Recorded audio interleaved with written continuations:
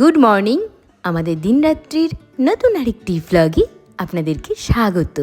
আশা করি সকলে ভালোই আছেন। আজকে দার্জিলিংয়ে আমাদের লাস্ট দিন। আমাদের এনজেপি থেকে বাস 6:50। আমাদেরকে 1:30 থেকে 2টোর মধ্যে দার্জিলিং থেকে চেক আউট করে বেরিয়ে যেতে হবে। রাস্তায় যদি জ্যামে আটকে যাই তাহলে সময় মতন আর পৌঁছতে পারবো না। আজকের দিনটা আমাদের রিল্যাক্স ডে। আমরা লোকালটা একটু ঘুরে দেখব আর যাব শপিংয়ে। আমাদের এই পুরো ট্রিপটা আমরা কেমন করে প্ল্যানিং করেছি, আমাদের আইটিনারি কি কি ছিল, কিভাবে ঘুরেছি, সবটা আজকের ভ্লগে শেয়ার করব, যাতে করে আপনারা যদি মনে করেন আসবেন তাহলে আপনাদের সুবিধে হবে। তাহলে চলুন দিনটাকে শুরু করি আর দার্জিলিংয়ের চারপাশটা আমরাও ঘুরে দেখি আর আপনাদের সাথেও শেয়ার করে নিই।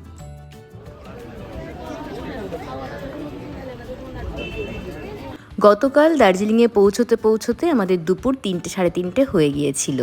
প্ল্যানিং ছিল পরের দিন সকালে কেভেন্ডার্সে আমরা ব্রেকফাস্ট করব। আর দেখেছেন লাইন কেমন পড়েছে। রাতে শুতে যেহেতু একটু দেরি হয়েছিল তাই সকালে উঠতেও আমাদের একটু দেরি হয়ে গেছে। আমরা একেবারে তৈরি হয়ে বেরিয়ে পড়েছি।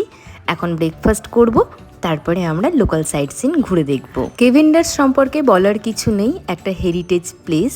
এখানে বরফি সিনেমার শুটিং হয়েছে, সত্যজিৎ রায়ের অনেক সিনেমার শুটিং এখানে হয়েছে, তার ছবিও এখানে রয়েছে, মানে অসাধারণ। আমি লাস্ট ইয়ার যখন এসেছিলাম তখন কেভেন্ডার্স সম্পর্কে বেশ কিছু তথ্য শেয়ার করেছিলাম, তাই এবারে আর কিছু বলছি না, শুধু আপনাদেরকে কেভেন্ডার্সটা একটু ঘুরে দেখাচ্ছি। খুব ছোট্ট একটা প্লেস, নিচের তলাতে আইসক্রিম আর প্যাকেটজাত খাবার দাবার পাওয়া যায়, আর দোতলাতে রয়েছে রেস্তোরাঁটি। সিটিং এরিয়া যে অনেক প্রশস্ত, অনেক সংখ্যায় বেশি তেমন নয়, আপনাকে একটু লাইন দিতেই হবে। লাইন দিতে হলেও যে অনেকক্ষণ ওয়েট করতে হচ্ছে তেমনও নয়। আমাদের বেশিক্ষণ অপেক্ষা করতে কিন্তু হয়নি, ওই 5-7 মিনিট আমরা অপেক্ষা করেছিলাম। প্রথমে আমরা ঘরের ভিতরটাতে বসি, কিন্তু ওখানে ভালো লাগছিল না, তাই ডেকে চলে এসেছি, মানে খোলা ছাদে যেখানে ছাতাগুলো সেট করা আছে। সেখান থেকে দার্জিলিংয়ের এই চারপাশটা অসাধারণ ভিউ। বাবারে ফার্স্ট টাইম দার্জিলিং। আর কি বার্গার করো আর একটা হট চকলেট করো। আমাদের খাবার অর্ডার হয়ে গেছে আর মেনু কার্ডটা শেয়ার করে দিলাম, আপনারা পজ করে দেখে নিতে পারেন। चिकन बचा था ना? हाँ, एक वेज बर्गर था। कॉफी देना पहले। Chicken sandwich, brown chicken veg. ওইটা ব্রেডটা দেখতে ভালো, এটা ব্রাউন ব্রেড দিয়েছে দিকে ভাস, ওটা খেতে হবে। টেস্টি ছিল। খুব সুন্দর, দিনের বেলা পাওয়া যায় না কি জানি, প্রচন্ড সুন্দর। হট চকলেট একটা পাপা নেই। হ্যাঁ,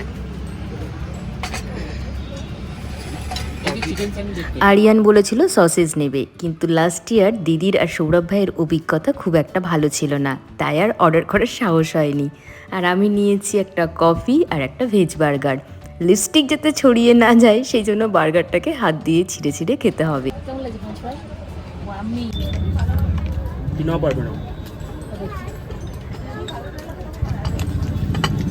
আমাদের ব্রেকফাস্ট হয়ে গেছে, এখান থেকে এখন আমরা বেরিয়ে যাচ্ছি। প্ল্যান ছিল ব্রেকফাস্ট করে আমরা চার্চে যাব, কিন্তু পাপান ভাই বলল না, আগে শপিং করে নিই তারপরে চার্চে যাব।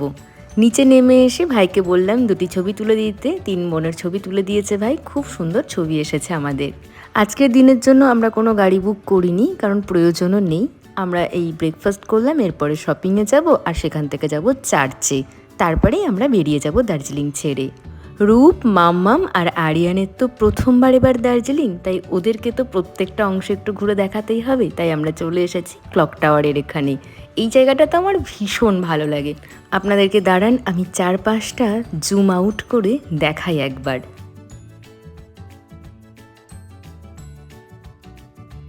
অসাধারণ তাই না? আর প্রকৃতি কেমন স্বাদ দিচ্ছে বলুন আমাদের। এখন চলে এসেছি আমরা নিচের মার্কেটটাতে শপিং করতে। রূপা ছাতা কিনবে, আরও কয়েকটা ঘর সাজানোর জিনিস নেবে। আমার বিশেষ কিছু নেওয়ার নেই, দেখা যাক রূপার পছন্দ হয় কি না।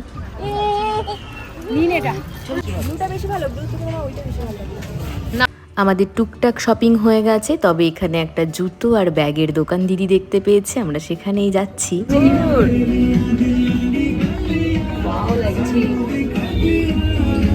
দারুণ লাগলো। হ্যাঁ, বহুত আচ্ছা। আমরা এখন চলে এসেছি আবার আমাদের হোটেলের গলিটাতে। এই রাস্তা দিয়েই আমাদেরকে যেতে হবে চার্চের দিকে। আমি এই প্রথমবার যাচ্ছি দার্জিলিংয়ের চার্চ দেখতে। এখানে নাকি দুটি চার্চ আছে, একটা নাকি ক্লক টাওয়ারের ওখানে আছে, আমি সেটাতেও কখনো যাইনি। আর এই চার্চটা হচ্ছে সোনার বাংলা হোটেলের সামনে দিয়ে এগিয়ে গিয়ে আর একটু ওপর দিকে উঠতে হবে। এক্ষেত্রে আমরা গুগল ম্যাপ ধরেই কিন্তু যাচ্ছি। ভ্লগের শুরুতেই আপনাদেরকে বলেছিলাম আমাদের আইটিনারিটা আপনাদের সাথে শেয়ার করব।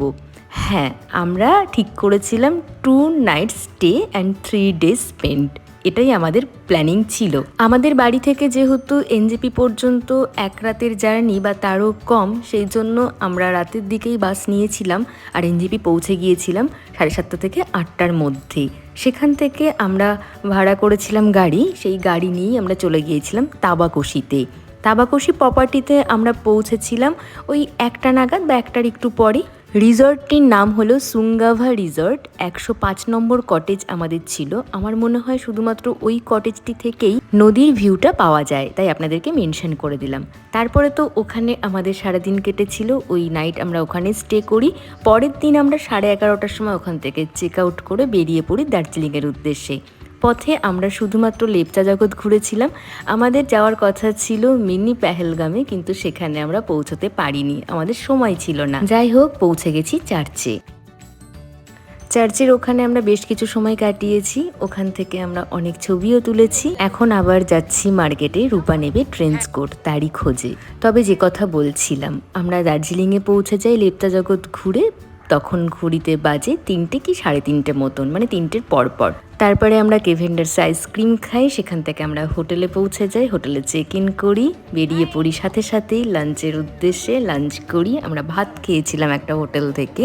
যেহেতু আমাদের ফুডিং লজিং একসাথে বুকিং ছিল না, শুধু লজিং বুকিং ছিল সোনার বাংলাতে, সেই জন্য আমরা খাওয়া দাওয়াটা বাইরেই রেখেছিলাম। এটা কি মনসুনের দার্জিলিং? এত সুন্দর স্কাই, ব্লু স্কাই, ও ওয়াও।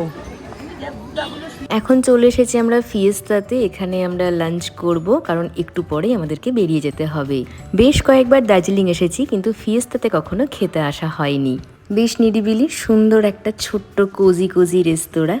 উপরে বসবো না নিচে বসবো এই নিয়ে সবাই একটু কনফিউজড। আমরা উপরে এসেছিলাম, কিন্তু উপরে একসাথে সবার বসার মতন ব্যবস্থা নেই, তাই আমরা আবার নিচে চলে যাচ্ছি, ওখানেই একসাথে সকলে বসবো।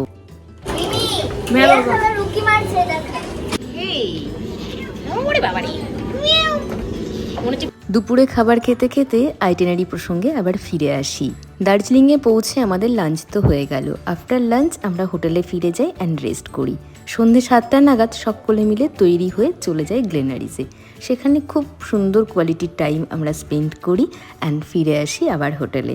সাথে আমরা ম্যাল রোডটাও ঘুরে দেখেছিলাম, আর আমি ম্যাল থেকে কিন্তু ওই স্ট্রিট মোমোগুলোও খেয়েছিলাম। স্ট্রিট ফুড কিন্তু সত্যিই ভালো হয়। দিদি খেয়েছিল চা, তবে চাটা ভীষণ মিষ্টি ছিল। এখানে আমাদের খাবার ওনারা দিয়ে গেলেন, এবার খেতে থাকি আর বাকি গল্পটা আপনাদের সাথে করি। ওই রাতে তারপরে হোটেলে ফিরে এসে রেস্ট করি। পরের দিন সকাল তো আজকের ব্লগ আপনাদের সাথে সেটাই শেয়ার করছি। প্রথম দিন তাবাকশিতে সুঙ্গাভা রিসর্টে আমাদের ফুডিং লজিং ইনক্লুড ছিল, আর দ্বিতীয় দিন আমরা শুধু থাকার জন্যই হোটেল বুক করেছিলাম। খাওয়াটা দার্জিলিংয়ের নিজের মতন। আমার মনে হয় দার্জিলিংয়ে যারা আসেন কেউ আর হোটেলে খান না, নিজের মতনই বিভিন্ন রেস্তোরাঁতে বা স্ট্রিট ফুড ট্রাই করেন। দুটি হোটেলেরই ফোন নাম্বার আমি ডিসক্রিপশন বক্সে শেয়ার করে দেবো, আপনারা কল করে আরও ডিটেলস ওনাদের কাছ থেকে ইনফরমেশন কালেক্ট করে নিতে পারেন। এবার আসি গাড়ি প্রসঙ্গে। প্রথম দিনের ব্লগেই তো আমি বলেছিলাম আমরা NBSTCর যে লাক্সারি এসি স্লিপার বাস রয়েছে 9600, সেই বাসেই আমাদের টিকিট বুক ছিল। সেই টিকিট 1820 টাকা করে ভাইয়ের পড়েছিল, কিন্তু মেয়েদের তো ভাড়া লাগে না, তাই আমরা ছিলাম সম্পূর্ণ ফ্রি। আর আমার দিদির ছেলে এসেছিল ট্রেনে করে। ওকে মিট করতে আমরা এনজেপি স্টেশনে যাই, আর ওখান থেকেই যে কার পার্কিং রয়েছে সেখান থেকেই আমরা কার বুক করি। যেহেতু মিরিকের একটি পুল ভেঙে গিয়েছিল, সেই জন্য আমাদেরকে ঘুম হয়ে তারপরে তাবাকশি যেতে হয়েছিল, তাই গাড়ি ভাড়া একটু বেশি দিতে হয়েছিল। আর তাবাকশি থেকে দার্জিলিংয়ে ফিরে আসার জন্য আপনারা রিসর্টের ওনারের সাথে গাড়ির জন্য কথা বলে নিতে পারেন। रूप एदिके ताका, बाय बाय दार्जिलिंग, फिर से आएंगे। ओके। আমরা তো আবার তল্পি তল্পা গুটিয়ে বেরিয়ে পড়েছি বাড়ির উদ্দেশ্যে। দেখছি এদিকে ভালোই বৃষ্টি হয়েছে। আমাদের কপাল এত ভালো ছিল যে আমরা 2 দিন রয়েছি এখানে, এক ফোঁটাও বৃষ্টি পাইনি। একবার ঝিরিঝিরি একটু দাবাকষিতে পেয়েছিলাম প্রথম দিন ওই বিকেলের দিকে, আর কিন্তু সেভাবে আমরা বৃষ্টি পাইনি। এখন আমরা নিচে নামছি, আর কি অসাধারণ এই প্রাকৃতিক সৌন্দর্য দেখুন।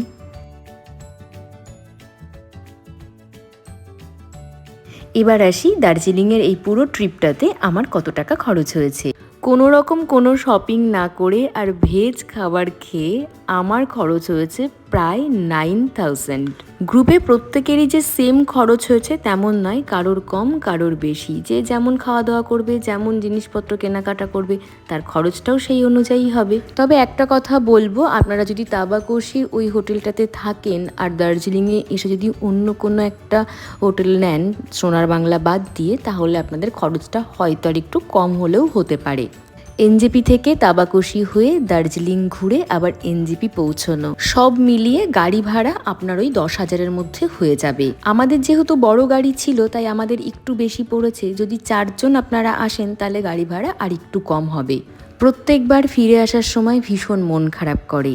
এবারে মনটা খুব যে বেশি খারাপ করছে তেমন নয়, কারণটা পরে বলবো। আপনাদের সাথে গল্প করতে করতে প্রায় পৌঁছেই গেছি এনজেপি। হাড়ওয়ালা চায় ये लोग पी रहे हैं।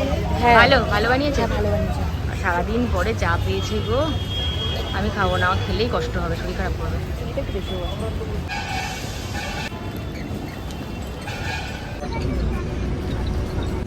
আমি দাঁড়িয়ে আছি জুতো খুলে, আমরা রেডি বসে গেছে। এখানে আমাদের খাবার রয়েছে, আমরা এখন খাবো। আমরা টিভি অন করব ওখানে। আচ্ছা আর ওই ক্যান্সেলে কতদিনের রিফান্ড করে টিভি ছাড়াবো আমরা। হ্যাঁ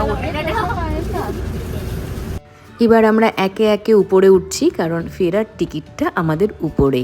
দিদি, রূপ আর মাম্মাম থাকবে এই উপরে, আর আমার সিঙ্গেল সিট নিচে। বাস একেবারে রাইট টাইম 6:50-এই ছাড়বে, আর আমরা এনজেপি পৌঁছেছিলাম ওই 1.5 ঘন্টা মতন আগে। রাতের জন্য আমরা খাবার অর্ডার করেছিলাম জোম্যাটোতে, সেই খাবার নিয়েই আমরা উঠেছি। বাস ছাড়ার আগেই আমরা ভাবছি খাবার খেয়ে নেব, কারণ ছেড়ে দিলে পারে গাড়ি এত দুলবে তখন আর খাওয়া যাবে না। আমাদের খাওয়া হয়ে গেছে, এখন আমি নিচে চলে এসেছি, নিজের সিটে শুয়ে পড়েছি। একই বাস, কন্ডিশন তো আমি প্রথম ব্লগেই শেয়ার করেছিলাম, অসাধারণ, খুব ভালো বাস। সত্যি কথা বলতে দিদি আর সৌরভ ভাই এর আগে শ্যামলীর এই স্লিপার বাসে করে ওরা একবার নর্থ বেঙ্গল এসেছিল। তখন দিদির মনে হয়েছিল কেউ পা ধরে যেন টানছে। সেই রকম সিচুয়েশন কিন্তু এবার আমাদের হয়নি। গল্প করতে করতে পৌঁছে গেছি নিজের শহরে কৃষ্ণনগর। এখন ঘড়িতে বাজে 3:30। উত্তম ওদিকে বাড়ি থেকে বেরিয়ে পড়েছে আমাদেরকে নিতে আসছে। Good morning. Good morning.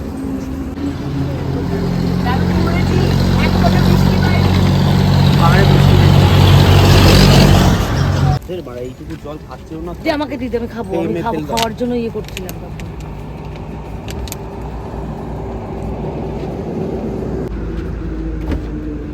হয়ে গেছে, চলো। আমরা বাসের টিকিট কিভাবে বুক করেছি সেটা নিয়ে আপনারা বেশ কয়েকজন জিজ্ঞাসা করেছেন। আজকের ব্লগে সেটাও শেয়ার করে দিই।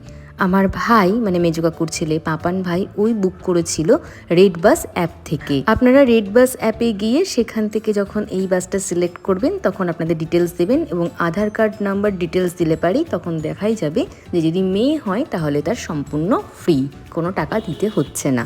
বাড়ি পৌঁছতে পৌঁছতে সকাল হয়েই গেল।